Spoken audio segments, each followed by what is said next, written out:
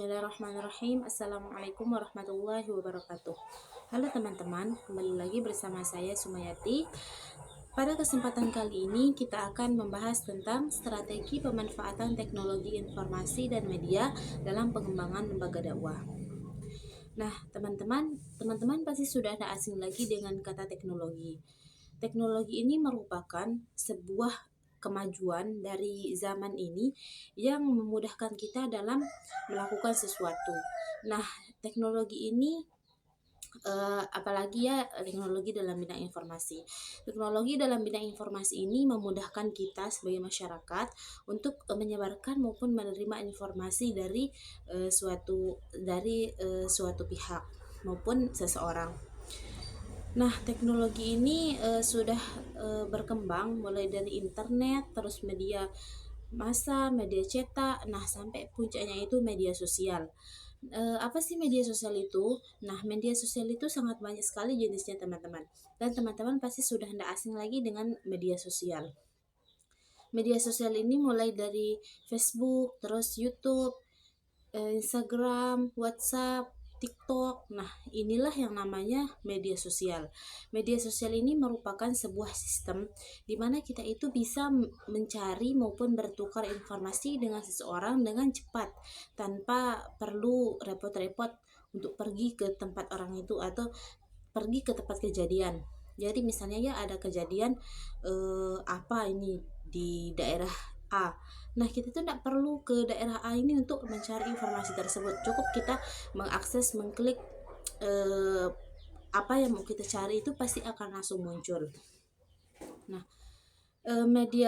teknologi informasi ini sangat memudahkan kita sebagai masyarakat dan banyak sekali manfaat-manfaat yang bisa kita rasakan. Begitupun dalam konteks dakwah.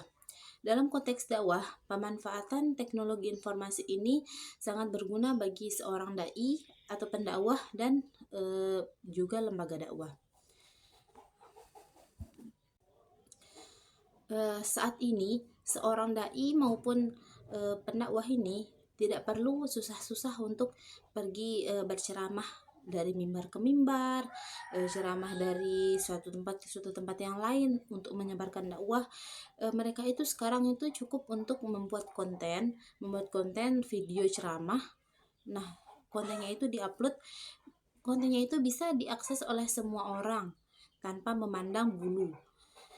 Dakwahnya itu bisa menyebar bukan hanya di daerahnya saja, namun bisa ke seluruh dunia. Itulah kecanggihan dari teknologi informasi ini. Bagaimana? Terus ya, pasti ketika kita menyampaikan dakwah, itu pasti ada hambatan dan tantangan sendiri. Apalagi ketika kita berdakwah di media sosial. Media sosial atau teknologi informasi ini kan sebuah keajaiban ya, bisa kita sebut keajaiban, di mana kita itu tidak perlu pusing-pusing untuk mencari informasi dan menerima informasi. Maka informasi di media sosial itu sudah tidak terbatas ruang dan waktu. Siapapun boleh menyebarkan informasi dan siapapun boleh menerima informasi. Maka hal itu bisa menjadi tantangan bagi para pendakwah ketika akan berdakwah di media sosial, karena media sosial ini kan cakupannya luas. Jadi pasti nggak cuma konten dakwah aja yang ada di sana itu, namun banyak. Terus media sosial ini juga membawa pengaruh kepada masyarakat, di mana masyarakat itu sangat mudah untuk terbawa arus. Apa yang ada tren-tren di media sosial itu pasti akan diikuti oleh masyarakat. Misalnya trennya itu tentang pakaian, tentang makanan, tentang tren-tren weekend, pokoknya pasti masyarakat itu kebanyakan itu mengikuti gitu. Nah, itulah gimana para pendakwah ini khususnya untuk membuat konten-konten semenarik mungkin untuk mereka, agar mereka itu bisa lebih tertarik dengan konten dakwah daripada konten-konten yang lain. Selanjutnya itu selain ada hambatannya di media sosial ini, dakwah di media sosial ini ada juga peluangnya.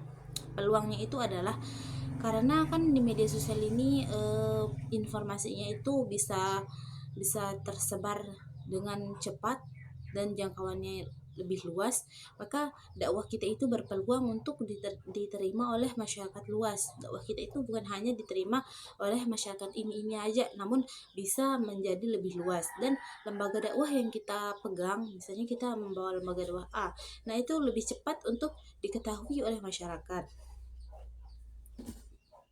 Selain itu, media sosial ini juga mempermudah masyarakat untuk mengakses informasi tentang keagamaan, misalnya tentang ayat-ayat Al-Quran maupun hadits-hadits, mereka itu bisa mencarinya lewat media sosial. Terus juga klarifikasi ini maksudnya itu adalah para pendakwah itu bisa memverifikasi berita-berita hoax tentang Islam di luar sana. Misalnya banyak kan, karena media sosial ini akses informasinya itu tidak terbatas, maka siapapun boleh menyebar informasi di sana. Kadang untuk hanya sekedar menaikkan viewers, orang-orang ini membuat konten-konten dakwah Islam tapi palsu gitu, tidak sesuai dengan ajaran Islam.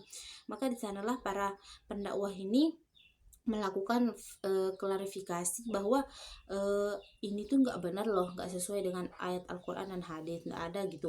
Karena kan di media sosial ini kadang banyak para penyimpang Islam yang oknum penyimpang Islam yang membuat konten dakwah, misalnya hadis palsu gitu. Terus bagaimana sih untuk membuat strategi pemanfaatan media sosial atau teknologi informasi ini untuk mengembangkan lembaga dakwah kita? Nah, ada beberapa caranya ya teman-teman. Yang pertama itu adalah dai yang kontemporer.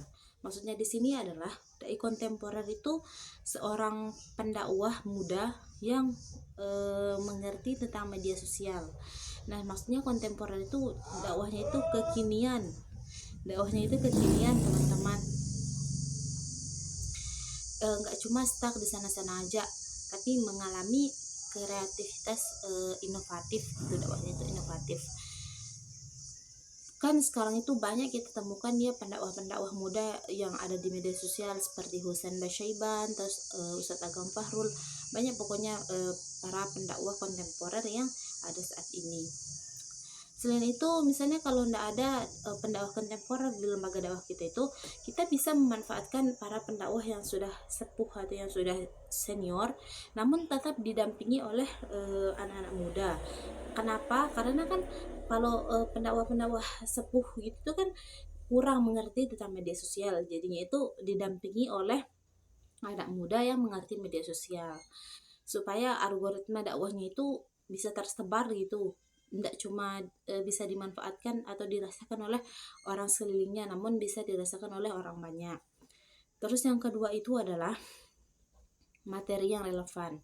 Maksudnya materi yang relevan di sini tuh materi yang dibawakan itu nggak itu aja gitu. Misalnya yang membuat masyarakat bosan, penyampaiannya itu begitu aja, misalnya tentang Islam, misalnya tentang sholat itu aja itu dibahas. Jadinya orang itu pasti sudah bosan gitu mendengarnya dakwahnya itu. Nah, jadinya materinya itu harus relevan dengan keadaan masyarakat yang mau ditargetkan untuk dakwah kita. Misalnya dakwah kita itu targetnya anak-anak muda. Nah, maka dakwahnya itu harus materi dakwah yang disampaikan itu adalah yang sesuai dengan mereka. Misalnya mereka ini kekurangannya di ini. Nah, itu yang perlu dibahas. Terus yang ketiga itu adalah media yang relevan. Karena kita di era globalisasi saat ini, seperti yang tadi saya katakan, perkembangan media itu sudah sangat luas, khususnya di media sosial ya. Kalau kita mau berdakwah kepada generasi muda, nah tentu saja media yang kita gunakan itu harus sesuai dengan mereka, di mana mereka itu lebih banyak menghabiskan waktu. Kalau anak muda itu kan biasanya lebih suka aktif di Instagram ataupun TikTok dan Twitter.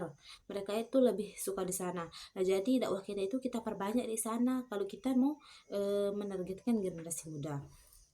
Namun kalau kita mau menargetkan kayak bapak-bapak, ibu-ibu, kan kalau bapak-bapak, ibu-ibu itu lebih senang dengan konten yang panjang-panjang gitu. Maksudnya ceramahnya panjang, terus lebih serius gitu. Nah, itu tuh bisa disampaikan di YouTube maupun Facebook karena mereka itu juga lebih mengerti dua media ini, YouTube dan Facebook. Maka dakwahnya itu bisa disampaikan melalui itu supaya mereka itu lebih mudah gitu untuk mencari dakwah ini, tidak ribet gitu. Nah, teman-teman, walaupun perkembangan media ini sudah sangat cepat dan memudahkan kita untuk berdakwah di media sosial, untuk berdakwah di era globalisasi saat ini, namun perlu diperhatikan ya, prinsip-prinsip dakwah kita itu harus tetap berlandaskan Al-Quran dan yang diajarkan oleh Rasulullah Shallallahu Alaihi Wasallam, di mana prinsip-prinsipnya itu tertera dalam Al-Quran surah An-Nahl ayat 125, yakni yang pertama itu hikmah, yang kedua itu mau'izatil hasanah atau pengajaran yang baik, dan yang ketiga itu adalah mujadalah atau mendebat mereka dengan cara yang baik.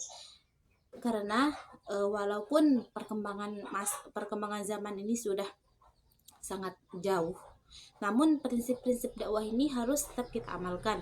Walaupun zaman kita ini sudah canggih, media-medianya sudah banyak, itu hanya bisa digunakan sebagai alat bantu kita untuk berdakwah, bukan semata-mata itu yang menjadi eh, pel- eh, yang menjadi ketergantungan gitu kita berdakwah di sana. Jangan sampai kita yang dimanfaatkan oleh media ini, namun kita yang memanfaatkannya. Caranya itu adalah memanfaatkannya untuk hal-hal kebaikan. Mungkin hanya ini yang bisa saya sampaikan. Mohon maaf apabila ada kesalahan. Wabillahi taufiq wal hidayah. Wassalamualaikum warahmatullahi wabarakatuh.